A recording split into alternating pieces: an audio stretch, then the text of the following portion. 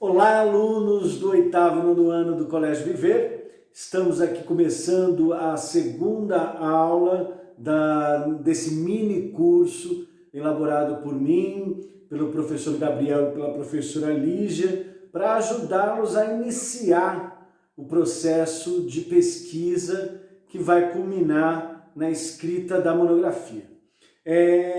E na aula passada, e antes de começar essa aula, eu gostaria de ceder meus direitos de imagem ao Colégio Viver para que ele use essa aula do modo como melhor lhe convier.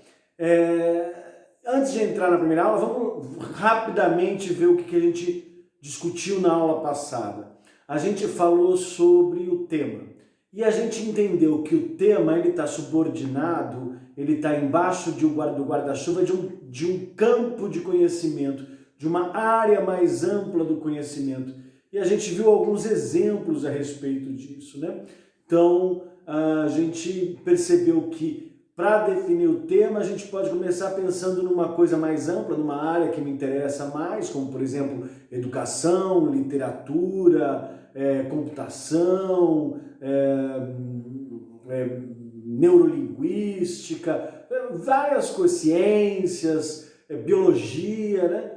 E dentro dessa área de conhecimento, dessa grande área do conhecimento, a gente precisa fazer o exercício de reduzir um pouco, fazer um recorte desse tema para que ele não seja amplo o suficiente para eu não dar conta de esmiuçar esse tema com qualidade, e também não pode ser restrito a ponto de ficar irrelevante do ponto de vista científico, da discussão científica, né? Isso foi o que a gente discutiu na aula passada. Falamos também do diário de pesquisa, uma ferramenta importante aí, um companheiro para vocês galgarem aí o seu caminho, para vocês darem seus passos em direção à monografia, é fazer o registro de tudo que vocês pensarem, sentirem, das dificuldades, das descobertas, das bibliografias, num caderninho ou no arquivo aí de uma pasta no computador chamado diário de pesquisa, para que você possa organizar o aprofundamento da sua pesquisa, né? Então, e aí foi isso. Eu gostei muito da videoaula, da videoaula ao vivo que a gente teve. Vi que vocês estão assim, antenados no tema, preocupados em definir o tema, exceto por uma ou uma outra pessoa, vocês estão avançados nesse sentido. Eu só fiquei sentindo falta da resposta que vocês deveriam dar sobre o campo de conhecimento e o tema no formulário do Google Sala de Aulas. Portanto, galerinha, se mexe. Vocês já falaram sobre o tema de vocês na videoaula passada. Senta lá, abre a videoaula passada, preenche o formulário, envia, chuchuzinho, beleza, porque não é nada difícil e nada além do que vocês já sabem. Quem tiver na dúvida, ainda vá lá, mas procurem responder esse formulário, mesmo que a gente venha a mudar a informação do que está lá. Ainda não é um casamento com o seu tema, ainda é um namoro, vocês ainda estão se aproximando. Vai ter um momento que vocês vão ter que definir que essa relação vai ter de ir até o fim. Mas, por enquanto, faça a escolha do seu tema. Faça a escolha do campo de conhecimento. Tá beleza? Bom, depois de tanta falação, vamos entrar para a segunda aula que ela tem assunto ainda para render. Hoje a gente vai falar sobre as questões da pesquisa e a gente vai falar sobre o planejamento da sua pesquisa, os pontos fundamentais que você precisa ter claro antes de começar a sua pesquisa ou antes de começar a sua escrita, né? Falando primeiro das questões de pesquisa, e eu pensando em como explicar para vocês o que é uma questão de pesquisa e a importância que ela tem, eu pensei numa historinha, sabe? Pensei assim, vamos supor que você começou um namoro, ou eu comecei um namoro, eu tô com uma garota, você tá lá com uma garota, um garoto, e aí em determinado momento, né, eu não sei vocês, mas quando eu tô apaixonado, eu dedico assim 80% da minha energia para a relação, para a paixão, né? Aquilo toma um tempo da gente, né? a gente fica ali observando, se observando, apaixonado com o outro, a gente se envolve nesse fenômeno que é a paixão. E aí a gente observa muito. Às vezes observa tanto que a gente começa a perceber determinadas características e nuances do tipo assim, olha só, como o meu namorada sorri para o meu primo, né? Puxa vida, muito mais do que ela sorri para as outras pessoas. E aí começa a perceber que ela marca comigo algumas coisas e não cumpre. Eu fico chateado e tal. Há uma situação aí que eu estou vivendo. Calma, gente. Vou chegar no ponto da nossa monografia, mas por enquanto, entra nessa viagem aqui, ó. Se vejam nesse lugar de quem observa muito uma situação. Com o tempo, pode ser que eu duvide do pacto de fidelidade que a gente estabeleceu de ficar só um com o outro. E eu começo a, baseado nessa observação que eu faço, dessa energia que eu gasto, supor, ter uma hipótese de que ela possa estar me traindo. Bom, o que eu faço? Estou andando por uma feirinha hippie, ali na Praça da República, olho para o lado e vejo uma cigana. Uma cigana que lê o nosso destino. Uma cigana que conta sobre o passado, o presente e o futuro. E aí eu entro lá e eu estou vivenciando essa situação. E aí falando agora de uma estrutura de pesquisa em que poderíamos chamar de uma área de conhecimento mais amplo, o seu amor, um pouco mais restrito a relação entre duas pessoas, e aí restringindo um pouco mais o meu ciúme na relação como tema dessa minha pesquisa que me consome, que eu acordo pensando nisso, vou dormir pensando nisso, e aí eu preciso dar um jeito nisso e vejo lá o oráculo, né? A cigana, o oráculo, aquela entidade que me dá respostas. Mas para ela me dar respostas, eu preciso fazer perguntas.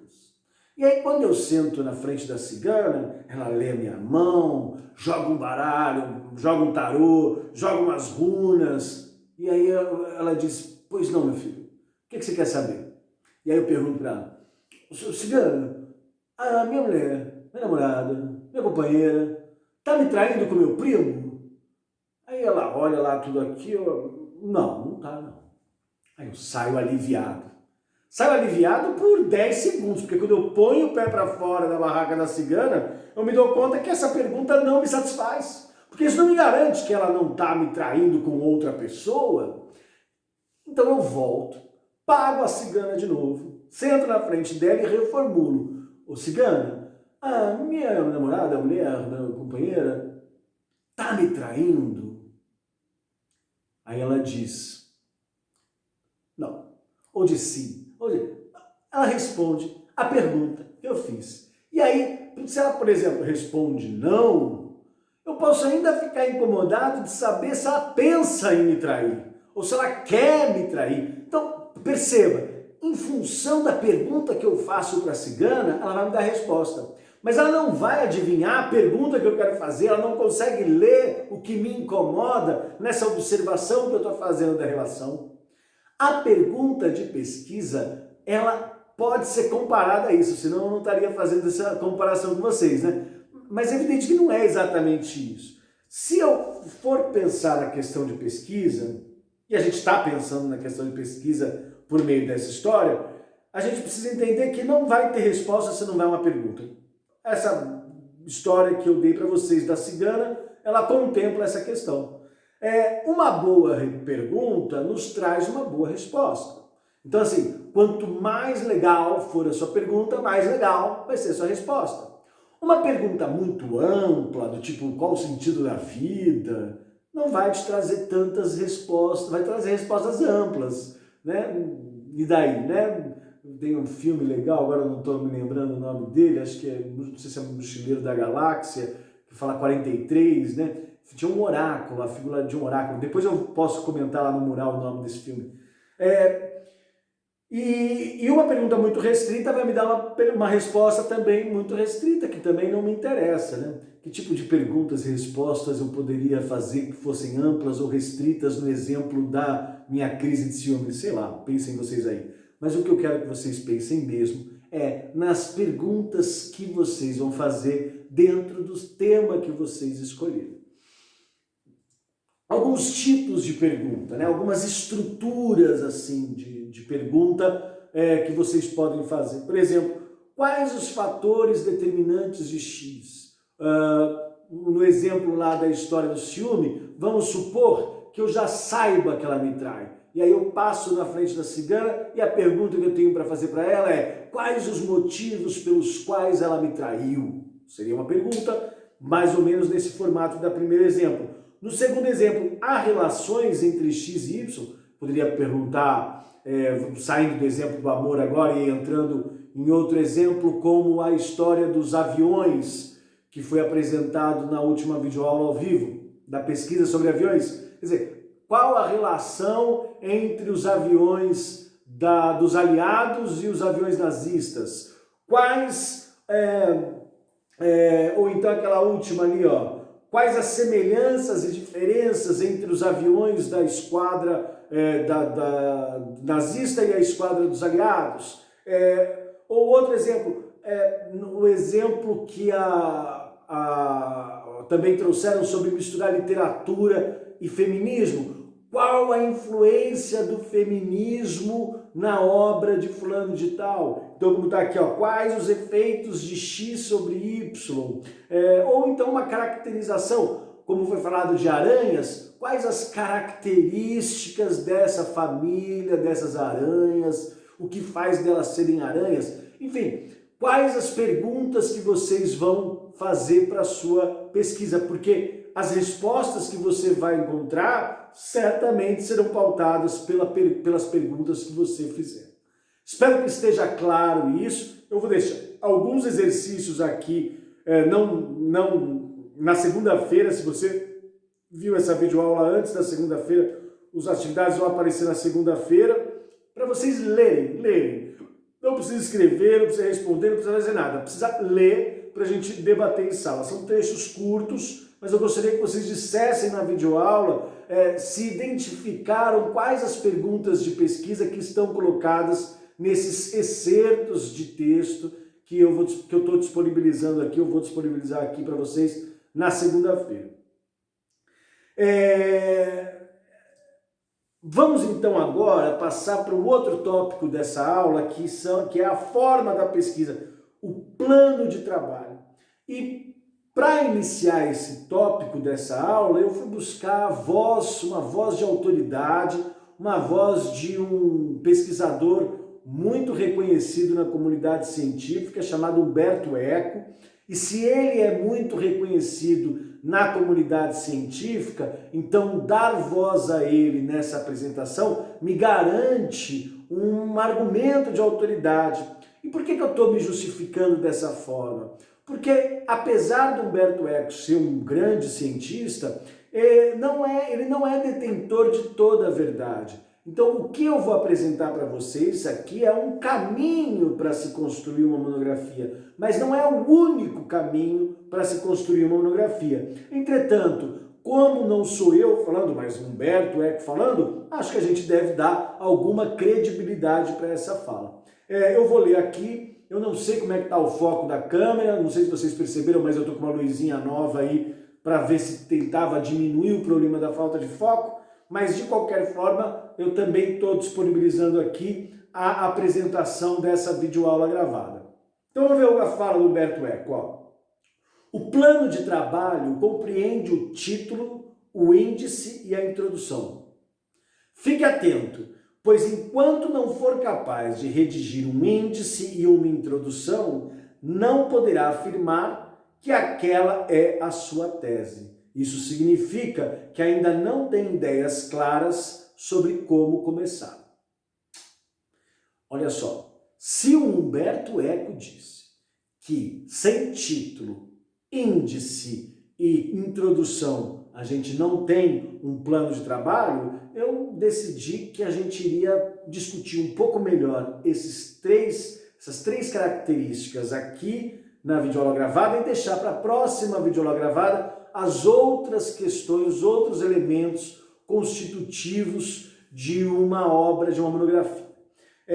Então, vamos lá, o título. Gente, título, olha a importância dele, é preciso ser objetivo. Você precisa tratar do que você está pesquisando no seu título. Você precisa abordar isso no seu título. Mas, mais do que isso, esse é um compromisso ético. Você tem que fazer isso, tem que pôr o título que você está pesquisando. Né? Você não vai pôr no seu título sobre algo que você não pesquisou, evidente. Mas você precisa também se preocupar em chamar a atenção do seu leitor, porque o título é a primeira coisa que ele vai ler do seu texto. Primeira coisa, ele bateu o olho no seu texto no título. Quando vocês forem no Oráculo da Ciência, lá naquele procurador do CAPES que a gente disponibilizou na aula passada, vocês têm um oráculo ali que vocês põem um tema qualquer e vai aparecer uma série de trabalhos. E esses trabalhos vão aparecer por meio de títulos. E eu vou escolher qual que eu vou continuar lendo por meio dos títulos. Portanto, não é importante, né? Não vai fazer mal você se utilizar de uma certa criatividade na hora de escrever o seu título.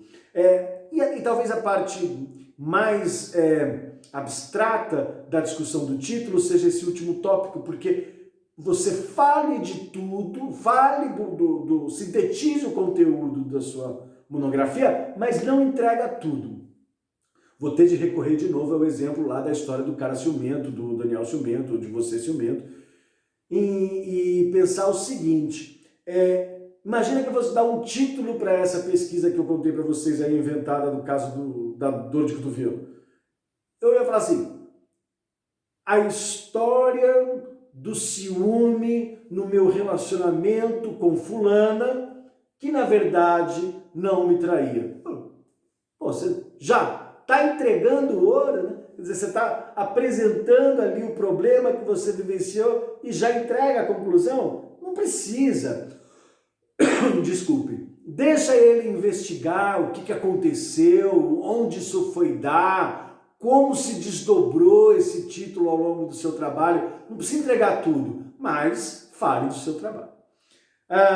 E discuta com o seu orientador o tempo inteiro sobre essas questões. O índice. O índice também é mega importante, porque se a primeira coisa que eu leio é o título, a segunda é o índice.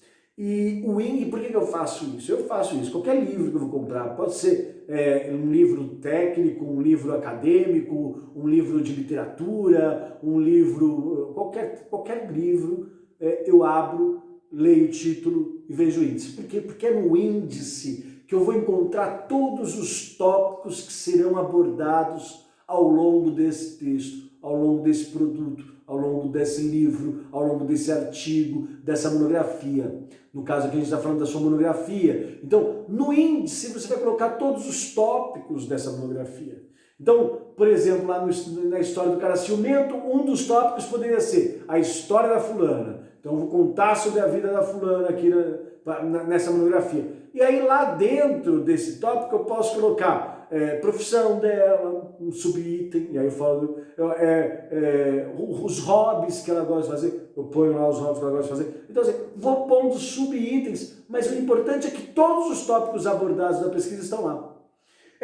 Ela deve abordar, então assim, o índice deve dar uma ideia de como você desenvolveu o seu trabalho. Então, como é que você organizou o seu pensamento, organizou a sua pesquisa, quais os pontos, os tópicos que você vai abordar do seu tema e, a partir da pergunta de pesquisa que você fez, os tópicos vão emergir, você vai organizar. Enfim, o índice deve conter, por meio de tópicos, todo o conteúdo da sua obra. Tá claro? Espero que sim, se não tiver, vamos falar mais disso na videoaula ao vivo. E a introdução? A introdução, gente, é a hora do vamos ver. A introdução porque veja, o cara já leu o seu título, já leu o seu índice e quis seguir lendo, ele vai cair para a introdução. Ah, mas professor, ele vai ler o resumo. Ah, tá, o resumo. Mas o resumo é praticamente o índice por extenso. O resumo também é uma linguagem muito de tópico. Na introdução é onde você vai vender seu peixe. Na introdução é que você vai fisgar o seu leitor. Na introdução é que você vai ter a chance até de usar recursos mais literários para envolvê-lo, seduzi-lo, para que ele tenha vontade, disposição e interesse em ler todo o teu artigo, em ler toda a sua monografia. É ali na introdução que você ganha definitivamente o seu leitor. Então, eu peguei aqui uma parte do que as autoras do livro que eu estou usando para montar essa aula, eu, o Gabriel e a professora Lígia, em que elas comentam um pouco sobre a introdução. Vamos ler? A introdução pode ser vista como o trailer de um filme mesmo, sabe? Quando a gente assiste um trailer, do que o leitor verá em seu trabalho. Assim, é preciso seduzir o leitor com organização, método e com uma boa argumentação. Levá-lo a acreditar que seu trabalho merece ser lido, que é relevante para seu campo de estudos. Essa argumentação faz parte do que se chama de justificativa.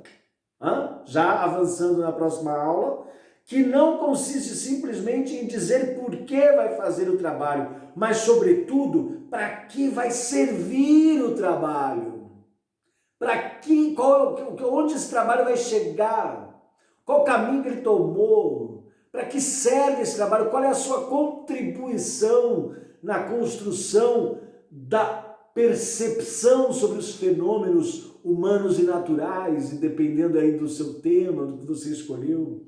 Então, a introdução, gente, é assim, um momento muito especial. Agora, muita gente não tem a introdução pronta logo de início. Ela precisa se aprofundar um pouco mais na pesquisa, nas leituras, para que a introdução possa aparecer. Na verdade, fazendo um parênteses aqui e voltando no que a gente comentou no primeiro tópico dessa videoaula sobre as questões de pesquisa, às vezes a questão também não surge assim, não emerge muito rapidamente. É preciso que a gente faça alguma leitura sobre o tema que a gente se escolheu para que as questões possam emergir com mais clareza. A introdução também, enfim, tudo depende de vocês estudarem para escrever a monografia. Então, acho que o 0º passo aí é estudem sobre o que vocês querem escrever.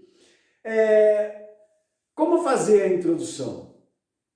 As autoras elas nos dizem o seguinte, logo de início apresente o objeto do que você vai tratar. Bum!